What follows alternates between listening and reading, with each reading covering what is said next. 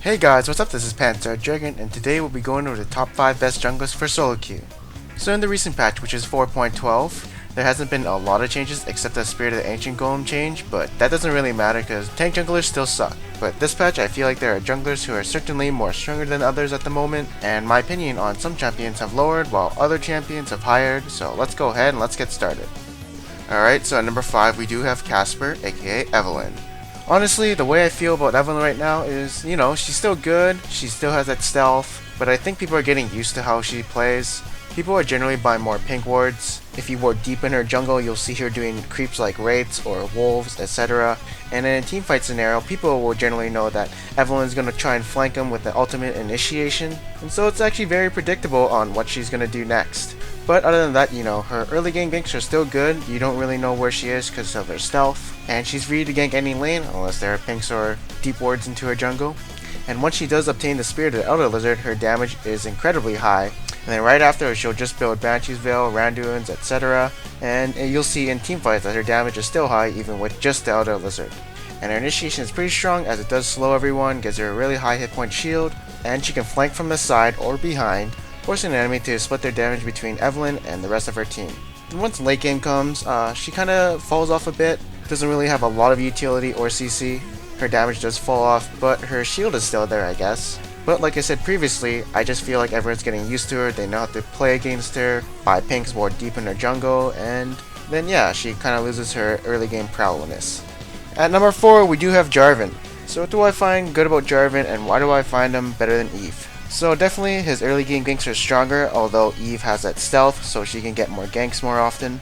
Although he does have more burst damage, while Evelynn has more sustained damage, and his EQ combo is a skill shot, so there's a chance of that failing.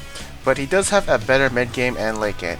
His initiation is really good, especially against targets who are immobile like Orianna, Xerath, all these poke mages who don't really have escapes, Jinx, Twitch, Kog'Maw, and they're trapped in the pit for 3 seconds unless they can flash out. Otherwise, your team will just wail on them for quite a bit. And also, if he gets fed, he can build damage and make picks on his own very easily, and he can definitely carry a team on his back if he gets fed. And of course, his late game is really good, as he does give a Last Whisper to his team for like 3 seconds, since his Q does shred armor onto enemies, and he's also fairly tanky with his W since it can give from somewhere around 210 to 510 health. And the reason I think Jarvan is better than Evelynn is because of this. So if Evelynn gets like 8 and 2, she can't really carry the game, because if you start building damage, you'll just get shredded to bits, unless you go AP.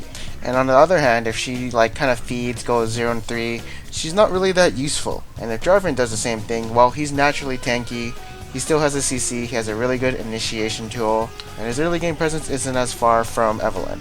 So yes, I do feel like that's better, and of course Evelynn just seems predictable these days. Next up, we do have Lee Sin. So remember, if you're really good at Lee Sin, play him. If you're not, I suggest you not play him, especially if you're not high tier Lee Sin level. And most Lee Sins in Diamond and Challenger are really good, so there's not really any bad Lee Sins. And generally, that's why he's a really top tier pick, because all the Lee Sin players know the tricks around him. So why is he better than Jarvan? So his early game is obviously better, he can duo Jarvan, he can 2v2 most lanes against Jarvan, and definitely his gank potential is really strong. And if that Q lands on you in the lane when he's ganking, you're basically gonna die. Once mid game does come, he can make really good use of his sight zone since he can jump the wards, map vision is really strong. And also he's really good at doing picks since he does have a lot of gap closer, can insect people to his team, and high sustained damage. In the team fight, he can do full peel mode or full offensive mode where he initiates and does insect. Like for instance, if Shyvana is ulting into your teammates, you can kick him away. He can also give like a temporary shield and slow enemies from getting onto his enemy carries, and he just brings a lot of utility in team fights. Also is really slippery to catch. And then once late game comes, of course he's not the best tank, his damage is falling off. His utility is still there with the shield and the ulti.